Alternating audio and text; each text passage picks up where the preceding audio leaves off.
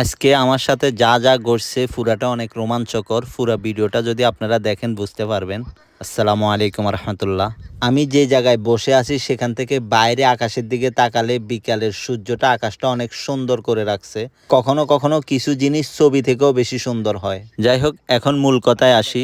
বসের সাদা গাড়িটা অনেক দিন ধরে সমস্যা করতেছে বলতে গাড়িটা রানিং এ থাকলে গাড়ি ডুলে। সো এর আগেও আমি কয়েকটা ভিডিওতে দেখাইছি এটা জিনিস খুঁজতেছি, জিনিস কিনতে যাচ্ছি, পাচ্ছি না। সো অবশেষে আমি রিফন ভাই বস তিনজনে একসাথে কথা বলে একটা সিদ্ধান্ত নিচ্ছি।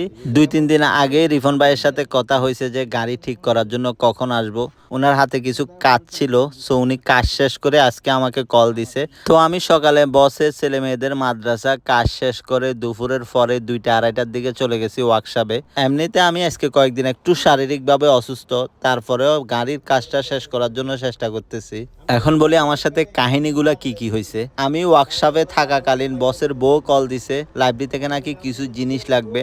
আগামীকাল বসের ছেলে মেয়েদের পরীক্ষা আছে, সো যে কোনো ওয়েতে মাগরিবের আগে জিনিসগুলো এনে দিতে হবে লাইব্রেরি থেকে। আমি ওয়ার্কশপে গাড়ি খোলা, সো আমি কোনো ওয়েতে আসতে পারবো না। হঠাৎ করে বললে তো আর আসা যায় না। আমি রাস্তায় দাঁড়িয়ে বা যে কোনো ওয়েতে আসা লাগবে। সো এতক্ষণে আসতে আসতে মনে হয় মাগরিব না এশার হয়ে যাবে।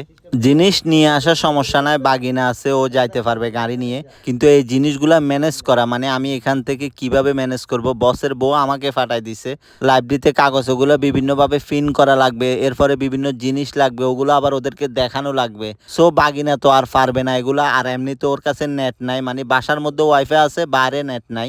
আমি সবসময় লাইব্রেরিতে যাই, সো ওদের সাথে আমার একটা যোগাযোগ আছে। ওদের কাছে আমি জিনিসগুলা প্রথমে ফাটাইছি, এরপরে ওরা আমাকে ফাটাইছে। আমি আবার বসের বউকে ফাটাইছি, বসের বউ ওকে বললে আবার আমি ওদেরকে ফাটাইছি।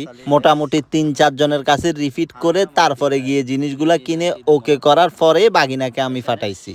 যাই হোক, এটা তো গেল বসের বউয়ের কাজ। এরপরে বসের বাইয়ে কল দিছে, বলতেছে ওদের বিল্ডিং এ নাকি কারেন্ট নাই, কারেন্ট আসা যাওয়া করতেছে। বলতেছে আমি এসি চালালে কারেন্ট চলে যায়, আবার এসি অফ করলে কারেন্ট আসে। এটা ছিল বসের মেজো ভাই। পরে আমি যতটুকু জানতে পারছি খোঁজ খবর নিয়ে, যে পুরা এলাকার মধ্যে কারেন্টে নাকি এরকমই করতেছে। যাই হোক, ওরটা শেষ করার পরে আবার শেখ সাহেব কল দিছে, মানে বসের ছোট ভাই যাকে নিয়ে আমি প্রতিদিন বাইর হই। ও কল দিয়ে বলতেছে কোথায়, মানে এশারের আগের থেকে ওর কল দেওয়া শুরু। ওকে অনেকক্ষণ ধরে বোঝানোর চেষ্টা করছি যে আজকে না যাই বা আজকে যাওয়ার দরকার নাই, ও মানতেছিল না। পরে বাগিনাকে দিয়ে ওকেও সামলাইলাম। এত কিছু গাড়ির কাজ করতে করতে বেজে গেছে রাতের 11:30। এবার আমি ওয়ার্কশপ থেকে বাসায় কিভাবে আসবো, তেমন একটা টেনশন ছিল না। রিফন ভাই ছিল, সো উনি একটা ব্যবস্থা করে দিছে।